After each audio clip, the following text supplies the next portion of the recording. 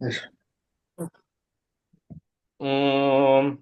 शिवशक्तिसमारम्भां भास्कराचार्यमध्यमाम् अस्मत्श्रीनाथपर्यन्तां वन्दे गुरुपरम्परां ज्ञानिनामपि चेतांसि देवी भगवती हि सा बलाधाकृष्य मोहाय महामाया प्रयच्छति दुर्गे स्मृता हरसि भीतिमशेषजन्तोः स्वस्तैः स्मृता मतिमतीव शुभां ददासि दारिद्र्य दुःख भयहारिणि का त्वदन्या सर्वोपकारकरणाय सदार्द्रचित्ता सर्वमङ्गलमाङ्गल्ये शिवे सर्वार्थसाधिके शरण्ये त्र्यम्बके गौरि नारायणि नमोऽस्तु ते शरणागत दीनार्तपरित्राणपरायणे सर्वस्यार्तिहरे देवि नारायणि नमोऽस्तु ते सर्वस्वरूपे सर्वेशे सर्वशक्तिसमन्विते भयेभ्यस्त्राहि नो देवि दुर्गे देवि नमोऽस्तु ते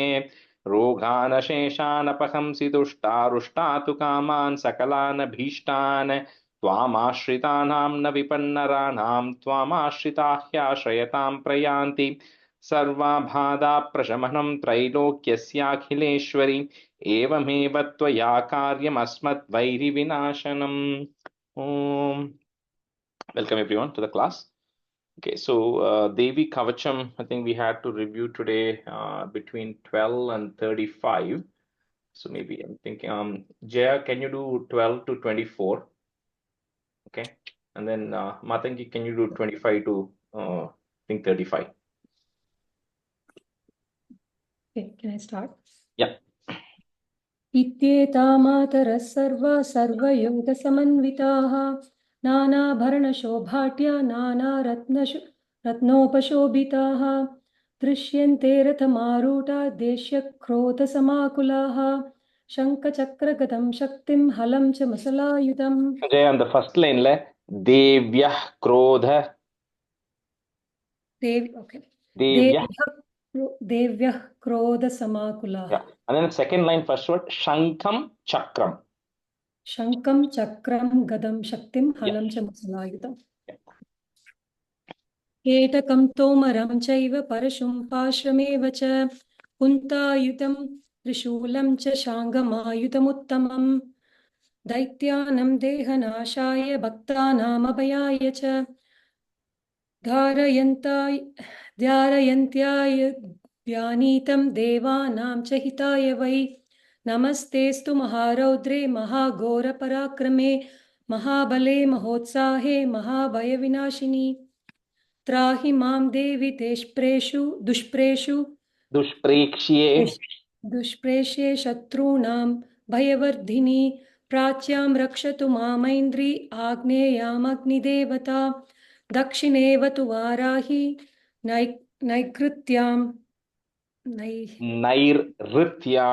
नैऋत्यां खड्गधारिणी प्रातीच्यां वारुणी रक्षेत् वायव्यां मृगवाहिनी उदीच्यां पातु कौमारी ऐशान्यां शूलधारिणी ऊर्ध्वं ब्रह्माणि मे रक्षेदस्ताद् वैष्णवी तथा एवं दश दिशो रक्षेत् चामुण्डा शववाहना जया मे चाग्रदः पादु विजया पातु पृष्ठतः अजिता वामपार्श्वे तु दक्षिणे चापराजिता शिखामुद्योदिनी रक्षेत् द्रुमा Rakshet Uma Murni. Yeah. रक्षेत् उमा मूर्ति व्यवस्थिता मालाधरी ललाटे च भ्रुवौ रक्षेत् यशस्विनी त्रिनेत्रा च भ्रुवोर्मध्ये यमघण्टा च नासिके शङ्किनी चक्षुषोर्मध्ये श्रोत्रयोर्द्वारवासिनी कपोलवकालिका रक्षेत् कर्णमूले तु शाङ्करी नासिकायां सुगन्धा च उत्तरोष्टे च चर्चिका अधरे चामृतकला जिह्वायां च Saraswati. I can stop there.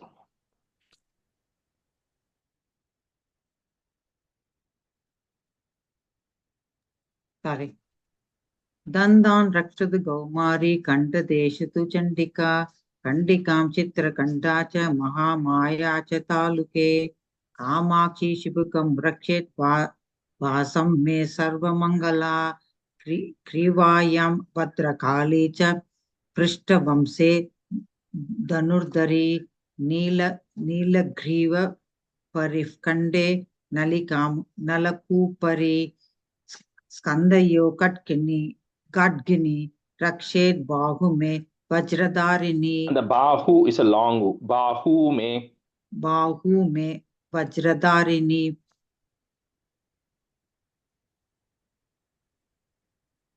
Hastayo dandini rakshet ambika changulishu cha nagan suleshwari rakshet kukshau rakshet kuleshwari stanau rakshen mahadevi manashoga vinasini hridaye lalita devi udare shuladharini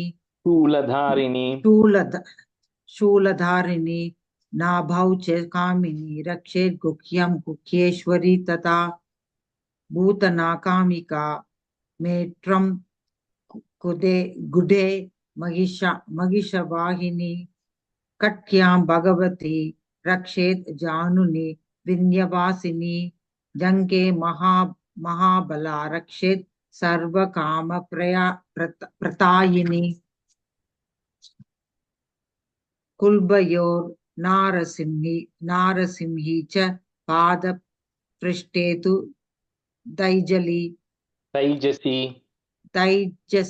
तैजसी पाताङ्कुलीषु श्रीरक्षेत् पादातस्थलवासिनी नकान्दंष्ट्राकराली च केशां शैवोर्ध्वकेशिनी रोमकूपेषु गौपेरी त्वं वागीश्वरी तथा.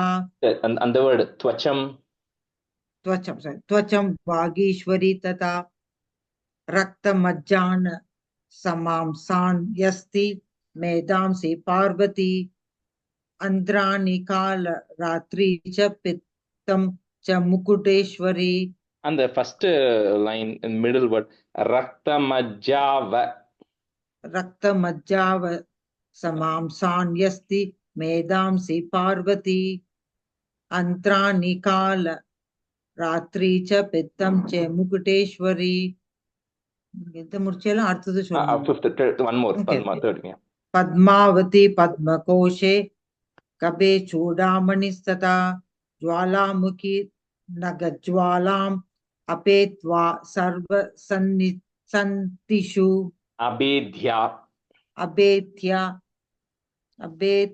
सर्वसन्नितिषु. Yeah, okay, that's where we stopped. Okay, so let's see what Sriram, you can be a student, and Lavanya, you can be a student first half. Sure. So 35, we start with 36. Rase, Rupe, cha, Gandhe, cha, Shabde, sorry, wrong one. Shukram, Brahmani, me, Rakshej, Chayam, Chatreshwari, Tatha. So both of those are the second cha. That's why I'm putting an emphasis there. Chatreshwari, Tatha. Ahankaram, Mano, Buddhim, Rakshen, me, Dharma, Dharini. So it's a Brahmani, protect the reproductive fluids. Chatreshwari, you protect the chaya, you protect my shadow. And then Dharma Dharini, you protect my the ego and the super ego, intellect and everything. Mano, Manaha, Buddhi, Ahankaram, all of that Dharma Dharini, you protected. Shukram Brahmani me rakshe chayam Chatreshwari tata Ahankaram Mano Buddhim rakshen me Dharma Dharini. Shukram Brahmani me rakshet chayam Chatreshwari dada Ahankaram Mano Buddhim rakshen me Dharmadharini. Shukram Brahmani me rakshet chayam Chatreshwari dada Ahankaram Mano Buddhim rakshen me Dharmadharini. शुक्रं ब्रह्माणि मे रक्षे छायां छत्रेश्वरी तथा अहङ्कारं मनोबुद्धिं रक्षेन्मे धर्मधारिणीं शुक्रं ब्रह्माणि मे रक्षे छायां छत्रेश्वरी तथा अहङ्कारं मनोबुद्धिं रक्षेन्मे धर्मधारिणीं Pranapanau tatha vyanam, then mu you can break it, vyanam, udanam cha samanakam, vajra hasta chame rakshet, pranam kalyana shobhana. So the pranayama, the 5 vayus, which is prana, apana, samana, udana, vyana. So all the 5 vayus. So vajra hasta, you kind of protect all of the 5 vayus which flow through your body. प्राणापानौ तथा व्यानम् उदानं च समानकम् वज्रहस्ता च मे रक्षेत् प्राणं कल्याणशोभना. प्राणापानौ तदा व्यानम् उदानं स समानगम् वज्रहस्ता च मे रक्षेत् प्राणं कल्याणशोभना. प्राणापानौ तदा व्यानम् उदानं च समानगम् वज्रहस्ता च मे रक्षेत् प्राणं कल्याणशोभना. प्राणापानौ तथा व्यानम् उदानं च समानकम् वज्रहस्ता च मे रक्षेत् प्राणं कल्याणशोभना. प्राणापानौ तथा व्यानम् उदानं च समानकम् वज्रहस्ता च मे रक्षेत् प्राणं कल्याणशोभना. रसे रूपे च गन्धे च शब्दे स्पर्शे च योगिनी सत्वं रजस तमश्चैव. Again that ish and cha coming there, tamaschaiva rakshen narayani, long e, narayani sada. So rasa, all the sense organs, right, which is for for tasting, for seeing, for smelling, hearing, all of that. Yogini, you protect all the 5 sense organs, and may Narayani protect the gunas that I have, sattva, rajas and tama gunas. रसे रूपे च गन्धे च शब्दे स्पर्शे च योगिनी सत्वं रजस्तमश्चैव रक्षेन्नारायणी सदा. रसे रूपे च गन्धे च शब्दे स्पर्शे च योगिनी सत्वं रजस्तमश्चैव रक्षेन्नारायणी सदा. रसे रूपे च गन्धे च शब्दे स्पर्शे योगिनी सप्ते स्पर्शे च योगिनी सद्वं रजस्तमश्चैव रक्षेन्नारायणी सदा. रसे रूपे च गन्धे च शब्दे स्पर्शे च योगिनी सत्वं रजस्तमश्चैव रक्षेन्नारायणी सदा. रसे रूपे च गन्धे च शब्दे स्पर्शे च योगिनी सत्वं रजस्तमश्चैव रक्षेन्नारायणी सदा. आयु, long u, rakshatu varahi, dharmam rakshatu vaishnavi, yashaha, put a ich sound, yashah, kirtim cha lakshmim cha dhanam vidyam cha chakrini. So varahi, protect the ayu, which is the life. Then vaishnavi, you protect the dharmam rakshatu vaishnavi. Lakshmi, of course, is yashas, which is success and fame and everything. And chakrini protects dhana and vidya, which is wealth and knowledge. Ayu rakshatu varahi dharmam rakshatu vaishnavi yashah kirtim cha lakshmim cha dhanam vidyam cha chakrini. आयु रक्षतु वाराहि धर्मं रक्षतु वैष्णवी यशः कीर्तिं च लक्ष्मीं च धनं विद्यां च चक्रिणी. आयु रक्षतु वाराहि धर्मं रक्षतु वैष्णवी यशः कीर्तिं च लक्ष्मीं च धनं विद्यां च चक्रिणी. आयु रक्षति वाराहि धर्मां रक्षतु वैष्णवी यशः कीर्तिं च लक्ष्मीं च धनं विद्यां च चक्रिणी. Lavanya, on the first line, dharmam, you said dharmam, dharmam. Okay, dharmam. आयु रक्षतु वाराहि धर्मं रक्षतु वैष्णवी यशः कीर्तिं च लक्ष्मीं च धनं विद्यां च चक्रिणी. गोत्रम इंद्राणि मे रक्षेत पशून् मे रक्ष चंडिके पुत्रान् रक्षेन् महालक्ष्मीर long e भार्यां रक्षतु Bhairavi.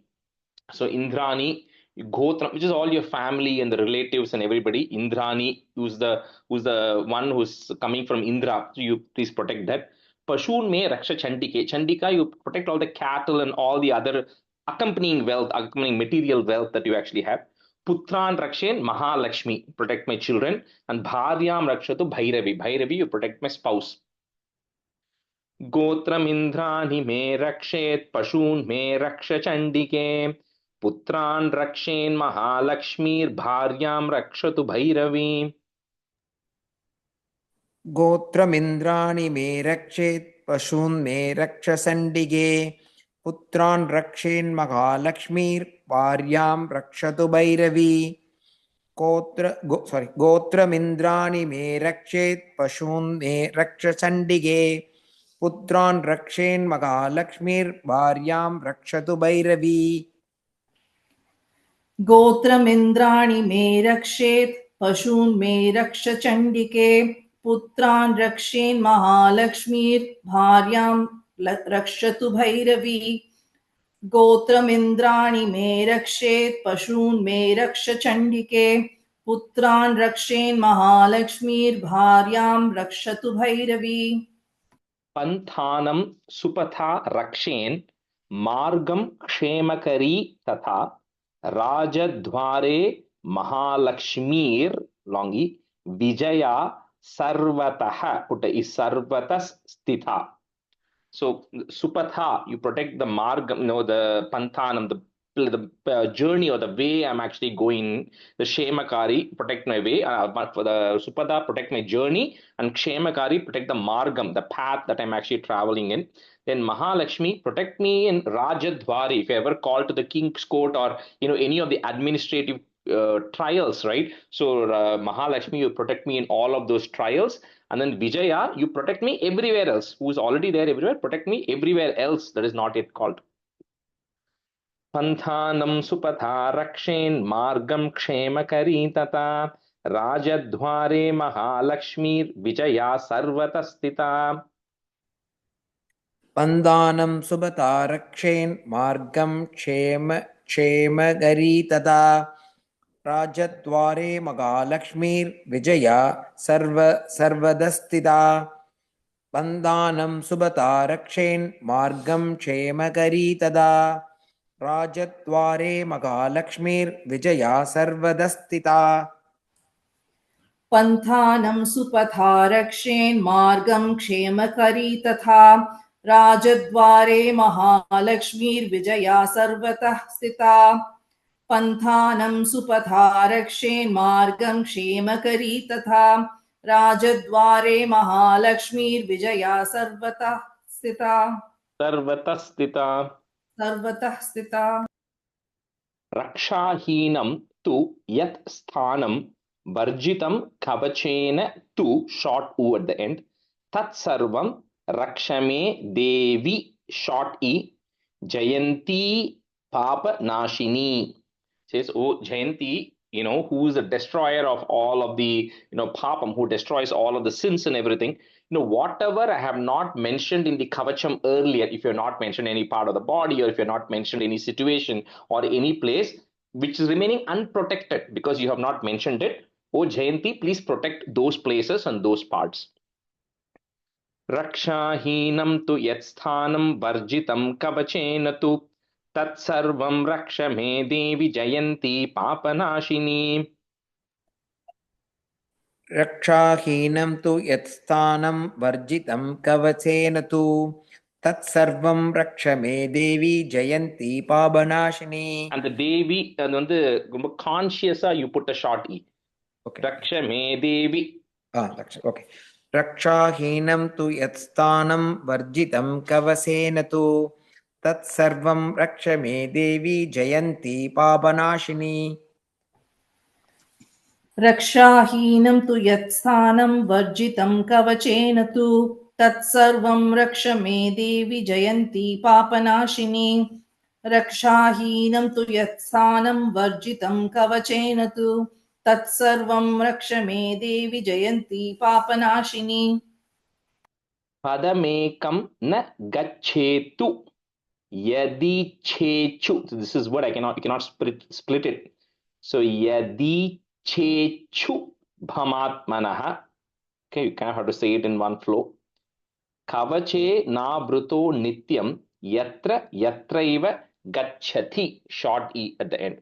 So now, like everything, Vishnu Sahasranamam, Lalita Sahasranamam, even this Kavacham, it always first starts with some questions, and then it has the main content, and it has the Palastuti, right? So till 42 is the actual Kavacham, which you're saying, protect me and all those prayers. So from 43 onwards is the Palastuti, which is coming, which is talking about the benefits of it, right? Essentially, a lot of it will kind of repeat because at the end of the day, this is for protection, right? So here it is saying, so one should protect yourself, right? Wherever you go, padamekam, any step you actually take, you should not walk a step without chanting this kavacham. If you want complete protection and auspiciousness, if you want, then there should be no doubt that you should not take a step before you actually chant this kavacham. So always chant this kavacham, and it will tell later when to chant and how many times to chant and all that. But it just generally says you should, if you want auspiciousness, always chant this kavacham.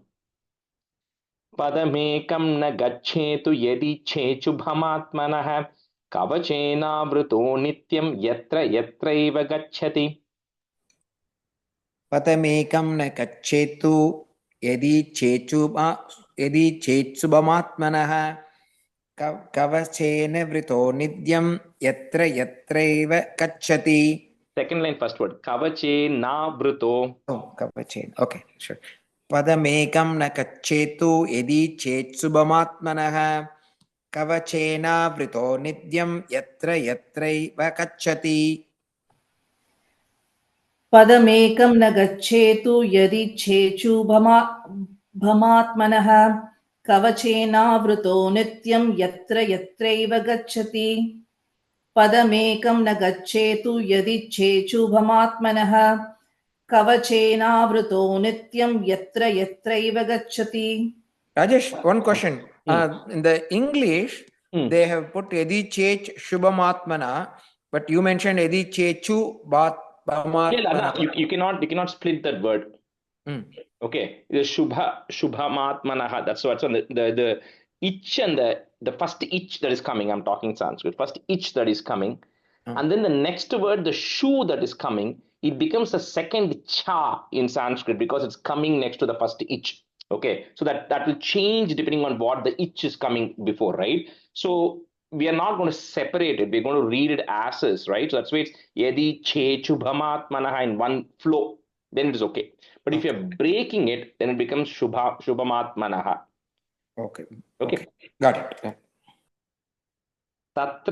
Tatrartha labhascha vijayaha, putta is vijayas sarvakamikaha yam yam chintayate kamam tam tam prapnoti nishchitam param aishwaryam atulam. If you want to break it, param aishwaryam atulam prapsyate bhutale puma. So it says, whoever is chanting it, tatra the labhasya. So whatever is successful everywhere, whatever wishes you have, all those wishes will actually get fulfilled in param aishwaryam, and you will get great prosperity in this earth. Whoever is chanting this, like any other kavacham or any other sahasranam, it has its automatic benefits. तत्र तत्रार्थलाभश्च विजयः सार्वकामिकः यं यं चिन्तयते कामं तं तं प्राप्नोति निश्चितं परमैश्वर्यमतुलं प्राप्स्यते भूतले पुमान्. तत्र तत्रार्थलाभश्च विजयः सार्वकामिकः यं यं चिन्तयते कामं तं तं प्राप्नोति निश्चितं परमैश्वर्यमतुलं प्राप्स्यते भूतले पुमान्. तत्र तत्रार्थलाभश्च विजयः सार्वकामिकः यं यं चिन्तयते कामं तं तं प्राप्नोति निश्चितं परमैश्वर्यमतुलं प्राप्स्यते भूतले पुमान्. तत्र तत्रार्थलाभश्च विजयः सर्वकामिकः यं यं चिन्तयते कामं तं तं प्राप्नोति निश्चितं परमैश्वर्यमतुलं प्राप्स्यते भूतले पुमान् First line, last word, sarvakamikah. सार्वकामिकः तत्र तत्तार्थलाभश्च विजयः सार्वकामिकः यं यं चिन्तयते कामं तं तं प्राप्नोति निश्चितं परमैश्वर्यमतुलं प्राप्स्यते भूतले पुमान् Nirbhayo jayate martyah, put is martyas. Sangrameshwa parajitah. It's Sangrameshu aparajitah, but it comes together as one word. So Sangrameshwa parajitah. Trailoketu bhavet pujyah, put a ih sound, pujyah. Kavache navritah, put a f to join, Kavache navritah puman. So whoever is chanting this Kavacham, becomes Sangrameshu aparajitah. It becomes he's never defeated in a battle.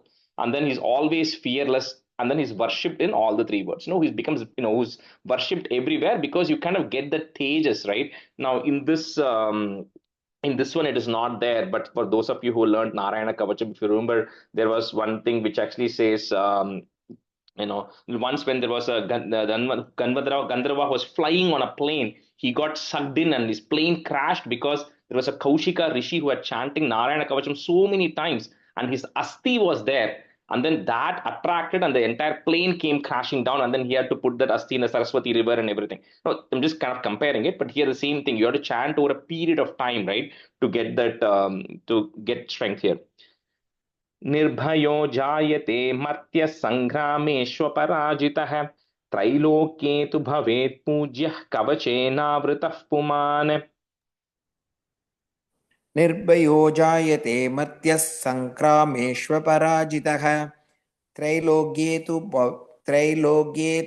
भवेत् पूज्यः कवसेनावृतः पुमान् निर्भयो जायते मर्त्यः सङ्ग्रामेष्वपराजितः त्रैलोक्ये तु भवेत् पूज्यः कवचेनावृतः पुमान्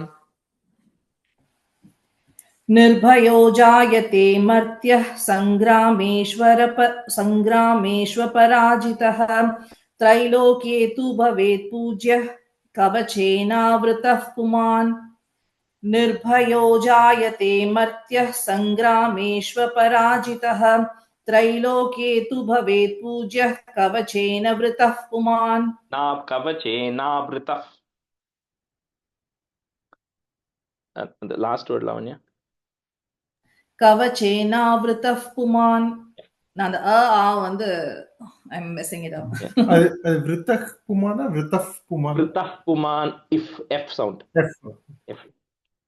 Idam tu devyaha, put a H sound, devyah kavacham, devanamapi durlabham, yaha, put a F, pathet prayato nityam, trisandhyam shraddhayanvitaha. So he says, this Kavacham which I'm telling you, remember in the beginning itself, Brahma said to Markandeya Rishi, I'm going to tell you something which is a secret, right? Which even the Devas don't have it. He says, Devanamapi Durlabham. It's hard even for the Devas to get it. You have to chant it 3 times in a day. Trisandhyam. So the 3 times, morning, afternoon, and evening. Shraddhaya. You should chant it with a lot of devotion and faith. 3 times a day over a long period of time. Then you'll start getting the benefits of this. इदं तु देव्याः कवचं देवानामपि दुर्लभं यः पठेत् प्रयतो नित्यं त्रिसन्ध्यं श्रद्धयान्वितः. Sriram, just one time, okay? Next to a few minutes. Sure. Rajesh, அந்த தேவ்யாக்கு அப்புறம் ஒரு விசர்க்கமா இல்ல தேவ்யாஹா? தேவ்யாஹா இருக்கு, அங்க h sound. தேவ்யாஹ் கவச்சம். Okay. இதம் தூ தேவ்யாஹ் கவச்சம் தேவானாமபி துர்லபம் यः पठेत् प्रयतो नित्यं त्रिसन्ध्यं श्रद्धयान्वितः. इदं तु दिव्याः कवचं देवानामपि दुर्लभं यः पठेत् प्रयतो नित्यं त्रिसन्ध्यं श्रद्धयान्वितः. दैवी कला भवेत् तस्य त्रैलोकेष्वपराजितः जीवेत varsha shatam sagram. That ma you can break it for easiness. Sagram. Next word will start with the a. Apamrityu vivarjitah. So the benefit of chanting with Dhamma is saying, one of the benefit of chanting with this is, you are undefeated, right? You'll always have victory. You don't have to worry. And this is Jivet Varsha Shatam, 100 years you live. And more importantly, Apamrityu vivarjitah. Apamrityu is accidental death. So sometimes people die, earlier than what is expected, right? Apamrityu. So you won't have the Apamrityu in this case. दैवी कला भवेत् तस्य त्रैलोक्येष्वपराजितः जीवेत् वर्षशतं साग्रम् अपमृत्युविवर्जितः. दैवी कला भवेत् तस्य त्रैलोक्येष्वपराजितः जीवेत् वर्षशतं साग्रम् अपमृत्युविवर्जितः. दैवी कला भवेत् तस्य त्रैलोक्येष्वपराजितः जीवेत् वर्षशतं साग्रम् अपमृत्युविवर्जितः. नश्यन्ति व्याधयः, पुट इस् व्याधयः सर्वे लूताविस्फोटकादयः. Say it together as one word. Stavaram jangamam chaiva kritrimam chapi yad visham. She says anything which is actually caused by nashyanti, which is destroying all the vyadi, all the diseases you will have. Moreover, things which are caused by movable, so poisonous things which are movable, like from snakes and scorpions and all of that stuff, and also things which are immovable poisons which actually cause you, even you'll be protected from both of those as well. नश्यन्ति व्याधयः सर्वे लूता विस्फोटकादयः स्थावरं जङ्गमं चैव कृत्रिमं चापि यद्विषम्. नश्यन्ति व्याधयः सर्वे लूता विस्फोटकादयः स्थावरं जङ्गमं चैव कृत्रिमं चापि यद्विषम्. नश्यन्ति व्याधयः सर्वे लूता विस्फोटकादयः स्थावरं जङ्गमं चैव कृत्रिमं चापि यद्विषम्. कृत्रिमं चापि यद्विषम्. अभिचाराणि सर्वाणि मंत्र यंत्राणि भूतले, all short is भूचराः, put a ich sound again, h, खेचराश् चैव जलजाश् चोपदेशिकाः. So again, the next few things are kind of all related, right? It says mantra yantra. So whoever is casting spells from mantra and yantra for all of the evil purposes, all of that. And then the next one, we'll go to the 50, I'll tell you that. Abhicharani sarvani mantra yantrani bhutale bhucharah kecharaschaiva jalajaschopadeshikaah. अभिचाराणि सर्वाणि मन्त्रयन्त्राणि भूतले भूचराकेदराश्चैव जलजासोपदेशिकाः.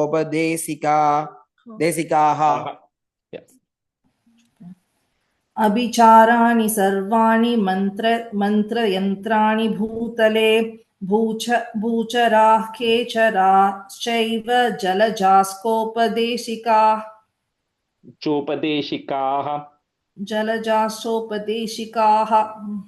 सहजा कुलजा माला डाकिनी शाकिनी तथा अंतरिक्ष चरा घोरा ढाकिन्यश्च महाबलाः. So this is like people who know Skanda Shashti Kavacham also, it talks about all the bhuta, preta, pishacha, the goblins, the things which fly in the sky, which are in the earth, all of those things, protections from all of the different types of the bhuta and pretas is listed here.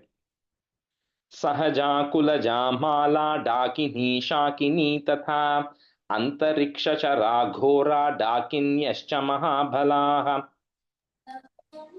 सहजा कुलजा माला डाकिनी शाकिनी तथा अंतरिक्ष चरा घोरा डाकिन्यश्च महाबलाः. डाकिन्यश्च अंतरिक्ष चरा घोरा डाकिन्यश्च महाबलाः. सहजा कुलजा माला डाकिनी शाकिनी तथा अंतरिक्षरा घोरा डाकिन्यश्च महाबलाः. Lavanya, the second line, first word, antariksha chara. अंतरिक्षचरा. अन्तरिक्षचराघोरा दाकिन्यश्च महाबलाः. Balaha. So, okay, we'll switch now. Jyoti, you can be a student, and Sanjay, you can be a student today.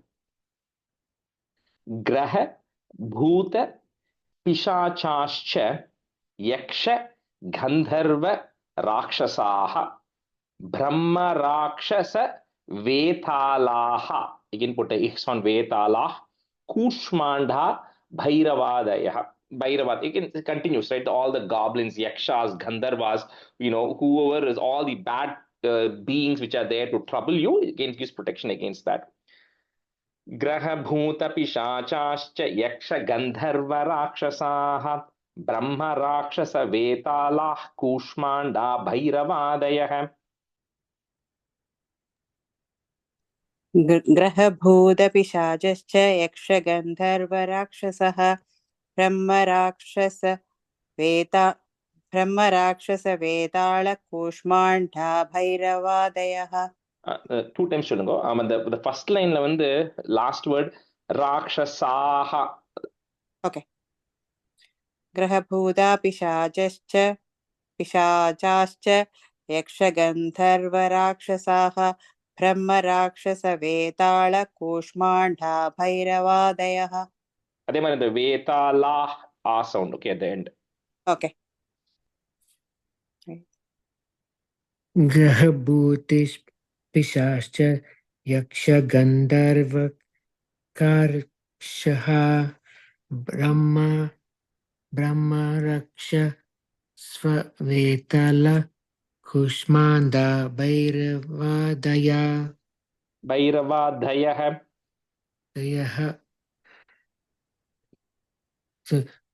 ग्रहभूतिपिशाचश्च यक्षगन्धर्वराक्षसः ब्रह्मराक्षसवेतालकूष्माण्डा भैरवादयः. Sanjay, the first line, last word, rakshasaha. I think you said something else. Gandharva rakshasaha. Gandharva rakshasaha. Yeah, good. Nashyanti darshanat tasya kavache hridi samstite manon natir bhavet ragnyas tejo vriddhi karam param. So it's kind of a little bit of a continuation of that whoever all of these beings which we discussed earlier, when they see the sight of a person who is chanting this kavacha in their heart, they will not come near you or will not attack you.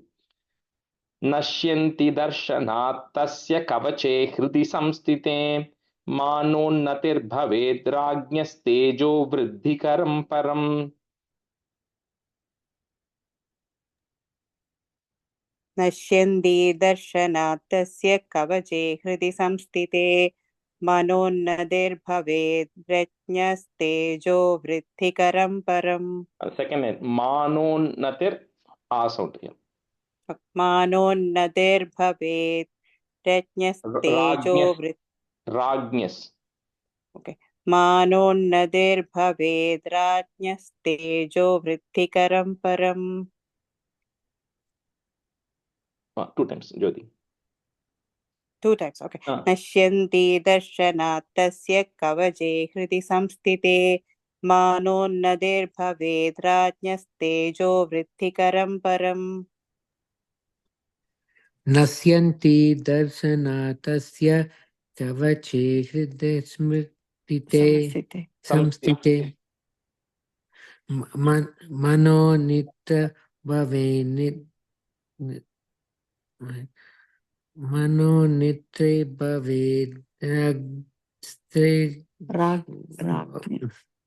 No, Sanjay, you can do one thing, I can pick you as a student for the next class for the revision portion if you want to, if it's easier for you to review after the class and chant, right? You can do that.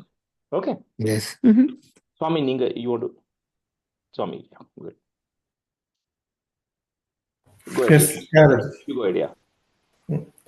नश्यन्ति दर्शनात् तस्य कवचे हृदि संस्थिते मानोन्नतिर्भवेद्राज्ञस्तेजो वृद्धिकरं परम् नश्यन्ति दर्शनात् तस्य कवचे हृदि संस्थिते मानोन्नतिर्भवेद्राज्ञस्तेजो वृद्धिकरं परम् यशसा वर्धते सोऽपि कीर्तिमण्डितभूतले जपेत् सप्तशतीं चण्डीं कृत्वा तु कवचं पुरा. It says yashas, which is the your fame will continue to go up as you continue to chant more and more, and your prosperity will go up. Whoever is chanting not only this Durga, this thing, what you call the Kavacham, but also the Saptashati, which is going to come later, because they're all connected. It's all part of the same thing. So यशसा वर्धते सोऽपि कीर्तिमण्डितभूतले जपेत् सप्तशतीं चण्डीं कृत्वा तु कवचं पुरा. यशसे वर्धते सोऽपि कीर्तिमण्डितभूतले जपेत् सप्तशतीं चण्डीं कृत्वा तु कवचं पुरा. यशसा वर्धते सोऽपि कीर्तिमण्डितभूतले जपेत् सप्तशतीं चण्डीं कृत्वा तु कवचं पुरा. यशसा वर्धते सोऽपि कीर्तिमण्डितभूतले जपेत् सप्तशतीं चण्डीं कृत्वा तु कवचं पुरा यशसा वर्धते सोऽपि कीर्तिमण्डितभूतले जपेत् सप्तशतीं चण्डीं कृत्वा तु कवचं पुरा. ராஜேஷ், இந்த துர்கா சப்தஸ்லோகம் நீங்க முதல்ல சொல்ற இல்லைனோ அதுதானா இல்ல இன்னும் வேற இருக்கா? இல்ல, Durga Saptasatiங்கிறது the 700 stanzas, right? That has not yet come. So this is the, remember I was telling, this is the Purvangam, whole bunch of things come up front. And then you have the 700 slokams. And then there's an Uttarangam, which is a whole bunch of things coming. So and the middle portion I said is Devi Kavacham or middle portion. Not the Durga Saptashati, we still have, this is Kavacham, Argalam, Keelakam, then Ratri Suktam, Nyasam, all of that has to finish, and only then the Saptashati 700 stanzas will start. கொஞ்சம் சின்னதா சொல்றது அது சப்தசதி ஸ்லோகம் இல்லையா? அந்த that is just Kavacham mode, middle portion. This whole thing is the Kavacham, and in the whole thing of the Kavacham there is a core middle portion, and then there's a Purvangam, Uttarangam of it. Okay, thank you. Okay. So all of this, even the next one, Argala Stotram, will say this along with the Saptashati that I'm going to chant. You can chant this alone also, but then it's all kind of part of that big Durga Saptashati, right? Devi Mahatmyam. So, Yavat Bhumandalam Dhatte Sashaila Vanakananam Tavat Tishtati Medinyam Santatihi is there, put a F, Santatif Putra Pautrihi. So he says it's not only for you, it's also beneficial for your putra and pautras, right? For your children and your grandchildren, everybody will benefit from, all the, of course, the punyam and the greatness that the kavacham that you're chanting will also benefit all of them. Yavad bhumandalam datte sashailavanakaananam tavat tishtati medinyam santatif putra pautrikim. Yavad bhumandalam datte sashailavanakaananam तावत् तिष्ठति मेदिन्यां सन्दधि पुत्रपौत्रिकी. यावत् भूमण्डलं दत्ते सशैलवनकाननं यावत् भूमण्डलं दत्ते सशैलवनकाननं तावत् तिष्ठति मेदिन्यां सन्दधि पुत्रपौत्रिकी. यावत् भूमण्डलं दत्ते सशैलवनकाननं तावत् तिष्ठति मेदिन्यां सन्ततिः पुत्रपौत्रिकी. यावत् भूमण्डलं दत्ते सशैलवनकाननं तावत् तिष्ठति मेदिन्यां सन्ततिः पुत्रपौत्रिकी. देहान्ते परमं स्थानं यत् सुरैरपि दुर्लभं प्राप्नोति पुरुषो नित्यं महामाया प्रसादतः लभते paramam rupam shivena sahamodate. So it says one who's doing this every day is chanting this Durga Saptashati, and of course the Kavacham here primarily, who's chanting it every day, he will, which is difficult, even durlabham, even for the devas, he will then, with the grace of Mahamaya, because of the prasadam of Mahamaya, he will eventually attain Shivena Sahamodate. He will eventually attain the company of Lord Shiva or union with Lord Shiva. Dehante paramam sthanam yatsurairapi durlabham prapnoti purusho nityam mahamaya prasadhatah labhate paramam rupam shivena sahamodate. देहान्ते परमं स्थानं यत्सुरैरभिदुर्लभं प्राप्नोति पुरुषो नित्यं महामाया प्रसादतः लभते परमं रूपं शिवेन सह मोदते देहान्ते परमं स्थानं यत्सुरैरभिदुर्लभं प्राप्नोति पुरुषो नित्यं महामाया प्रसादतः लभते परमं रूपं शिवेन सह मोदते देहान्ते परमं स्थानं यत्सुरैरपि दुर्लभं प्राप्नोति पुरुषो नित्यं महामाया प्रसादतः लभते परमं रूपं शिवेन सह मोदते देहान्ते परमं स्थानं यत्सुरैरपि दुर्लभं प्राप्नोति पुरुषो नित्यं महामाया प्रसादतः लभते परमं रूपं शिवेन सह मोदते. So that completes Devi Kavacham. Next we'll go to Argala Stotram, which is a pretty simple one because the second line kind of keeps repeating for most of the stanzas. So for, like we said, Devi, all of these are the things which are done prelude to Devi Mahatmyam itself. So Devi Kavacham, we ask for protection, right? That's the first step. So once you got protection, next you then ask Devi for certain things. We'll see what is it that we're asking for, because that's what it is going to come. So this is straight up, this is like a one-line prayer and then asking for the same thing. One-line prayer, asking for something. That's kind of how this whole thing is going to repeat. So Asya Shri Argala Stotra Mahamantrasya Vishnu Rishihi, so touch the top of your forehead, Anushtup Chandaha, Shri Mahalakshmir Devata. Asya Shri Argala Stotra Mahamantrasya Vishnu Rishihi, Anushtup Chandaha, Shri Mahalakshmir Devata.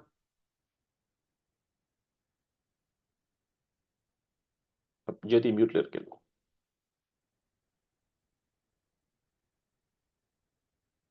Rajesh, you have to give it to somebody else. I am not ready for that. Sorry. Okay. Let me see who else. I can do it. Wait, let me see who else have not picked. 1 second. Priya, inga pandrila? Okay. Om Asya Shri Argala Stotram Mahamantrasya Vishnu Rishihi Anushtup Chandaha Shri Mahalakshmi Devata Shri Jagadamba Only till that. 2 times. Yeah.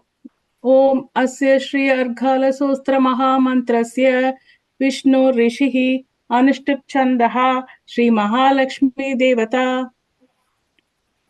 Om Asya Shri Argala Stotra Mahamantrasya Vishnu Rishihi Anushtup Chandaha Shri Mahalakshmi Devata.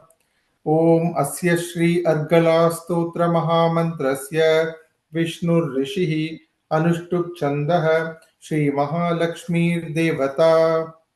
Shri Jagadamba Pritaye Saptashathi Pathangatvena Jape Viniyoga. Like we said last time, you can either do like this or you can just hold your hand straight.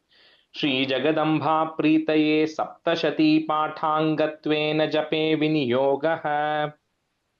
Shri Jagadamba Prityate Saptashati Patanangata Ne Jape Vinyoga Jagadamba. Jagadamba. Yeah, and then Saptashati Patangatvena. Patangatvena. Shri Jagadamba Prityate Saptashatihi Patangatvena Jape Vinyoga. Shri Rajesh, the Preetayeva, Preetyarte. Preetaye, I don't know if Priya, your book said Preetyarte, just Preetaye only. Preetaye, yeah. Shri Jagadamba Preetaye Saptashati Saptashati पाठाङ्गत्वेन जपे विनियोगः श्रीजगदम्बा प्रीतये सप्तशती पाठाङ्गत्वेन जपे विनियोगः. Just one question. Is Argala the name of the Devi? Argala is the name of the Devi? Argala, I think is. I have to check that. Good question, Jay. I don't know that. I don't know Argala Stotram. I'll have to go check. I don't know what that is. Okay. Om Namaschandikaye Markandeyo Vacha Jayanti Mangala Kali Bhadrakali Kapalini, all long keys. That's why I'm intentionally stretching it. Durga, Kshama, Shiva, Dhatri, Swaha, Swadha, Namostute. So before you start anything, you do a namaskaram, right? So that's what they are actually doing here to all of them, right? Salutations to Jayanti, then then Mangala, who is the bestower of auspiciousness, Kali, to Bhadrakali, to Kapalini, then to Durga, right? And then Swaha. So Swaha, we said the Swaha is the one who is married to Indra. That's why when you do Homam, you say Swaha is because Swaha who is married to Indra, and Swadha who is actually married to the Pitrus. So, right? So all of them, you're doing the salutations first. Om Namaschandikaye Markandeyo Vacha Jayanti Mangala Kali Bhadrakali Kapalini Durga Kshama Shiva Dhatri Swaha Swadha Namostute. Om Namo Chandikaye Markandeya Jayanti Mangala Kali Bhadrakali Kapalini Durga Kshama Shiva Dhatri Swaha Swatha Namostute. Om Namo Chandikaye Markandeya Jayanti Mangala Kali Bhadrakali Kapalini Durga Kshama Shiva Dhatri Swaha Swatha Namostute. Om Namaschandikaye Markandeya Uvacha Jayanti Mangala Kali Bhadrakali Kapalini Durga Kshama Shiva Dhatri Swaha Swada Namostute. Om Namaschandikaye Markandeya Uvacha Jayanti Mangala Kali Bhadrakali Kapalini Durga Kshama Shiva Dhatri Swaha Swada Namostute. Jaya Rajesh, ஒரு doubt. இதுல மங்களா, காளி, Bhadrakali, Kapalini, the laws, there are 4 of them, right? No, so it's only all the first 4 la. It's only the first la. Mangala, Kali, Kali கிடையாது. Kali கிடையாது. Just Mangala, Kali, Kapalini, Bhadrakali, all first regular laws only. Okay. Jaya Tvam Devi Chamunde Jaya Bhutarthi Harini, short E at the end. Jaya Sarvagate Devi, short E, Kalaratri Namostute. So anywhere that Namaha is coming, when it's like we said before, salutations, namaskarams, it always is a short E because you're saluting to somebody. That person is the object, right? So that's the Devi Mahatmyam. That's what is going to happen. A lot of places, sometimes they'll say Devi is doing something. At the time, it will become a long E. But sometimes they're doing stuti, it will always become a short E. So you cannot mix those two things up. Anyway, so here the salutations are continuing to, Jaya, victory to you, O Chamunda, who is the Jaya Bhutarthi Harini, one who destroys, all the sorrows and all the other afflictions as well.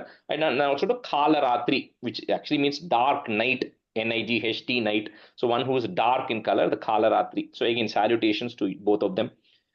Jaya Tvam Devi Chamunde, Jaya Bhutarthi Harini, Jaya Sarvagate Devi Kalaratri Namostute. Jaya Tvam Devi Chamunde Jaya Bhutari Harini Jaya Sarvakate Devi Kalaratri Namostute. Jaya Tvam Devi Chamunde Jaya Bhutari Harini Bhutarthi Harini Jaya Tvam Devi Chamunde Jaya Bhutarthi Harini Jaya Sarvagate Devi Kalaratri Namostute. जयत्वं देवि चामुण्डे जय भूतार्तिहारिणि जय सर्वगते देवि कालरात्रि नमोऽस्तुते जयत्वं देवि चामुण्डे जय भूतार्तिहारिणि जय सर्वगते देवि कालरात्रि नमोऽस्तुते मधु कैटभ विद्राभि विधातृ वरदे नमः रूपम देहि जयम देहि यशो देहि द्विषो जहि. So here, like I said, the second line, this is what is going to repeat in every stanza from now. The first line will kind of talk about, one of the incident or one of the things, right? So here it says, Namaha to you, O Devi, who destroyed the demons Madhu and Kaitabha, and then who then gave the protection to Vidatru, to Brahma, who gave the protection to Brahma by destroying the demons Madhu and Kaitabha, which is what we're going to see in chapter 1 of Devi Mahatmyam. Right? And then the Rupam Dehi Jayam Dehi. See, Rupam means form or beauty, but it's not talking about like a physical beauty, right? You kind of have to think of this as when you're asking something from God, generally it cannot be too much materialistic things. So you kind of think of it as like a auspiciousness, spiritual beauty that you give. Then Jayam Dehi, victory. So victory as in victory over your mind and all of that. And Yasho Dehi, Yashas is glory, but glory not from material wealth again. It's more like spiritual glory that is there. And Dvisho Jahi, and then destroy my enemies, as in more like inner enemies. Right? So help me fight my inner enemies and give me victory against all of these things. So that is what is going to repeat in every single stanza. Now, this is a very simple chapter, but you can make it complicated if you say each of this he in a long way, because it is wrong. So you have to be very careful that each of this he is a short he, right? And the best way to avoid saying it long is to say the next word immediately after that. So for example, if you say Rupam Dehi Jayam Dehi, if you kind of stretch it, then it becomes wrong. So you say the next word Rupam Dehi Jayam Dehi Yasho Dehi Dvisho Jahi, right? Then it will not, then you won't stretch it consciously. Madhukaithaba Vidravi Vidhatruvaraде Namaha Rupam Dehi Jayam Dehi Yasho Dehi Dvisho Jahi. Madhukaitapa Vidravi Vidartu Varade Namaha Rupam Dehi Jayam Dehi Yashad Devi Dvisho Jahi. Yasho Dehi. Yasho Dehi Dvisho Jahi. Rupam Dehi Jayam Dehi Madhukaitapa Vidravi Vidartu Varade Namaha Rupam Dehi Jayam Dehi Yashad Dehi Dvisho Jahi. Yasho, and the word you're saying something different, Priya. Yasho Dehi. Yasho Dehi Dvisho Jahi. Madhukaithaba Vidravi Vidatrivaraде Namaha Rupam Dehi Jayam Dehi Yasho Dehi Dvisho Jahi Madhukaithaba Vidravi Vidatrivarade Namaha Rupam Dehi Jayam Dehi Yasho Dehi Dvisho Jahi. Do one more. Mahishasura Nirnashi Bhaktanam Sukhade Namaha, who got rid of Mahishasura and gave a lot of joy to her devotees. Mahishasura Nirnashi Bhaktanam Sukhade Namaha Rupam Dehi Jayam Dehi Yasho Dehi Dvisho Jahi. Mahishasura Nirnashi Bhaktanam Shukade Namaha Rupam Dehi Jayam Dehi Yasho Dehi Dishor Jahi.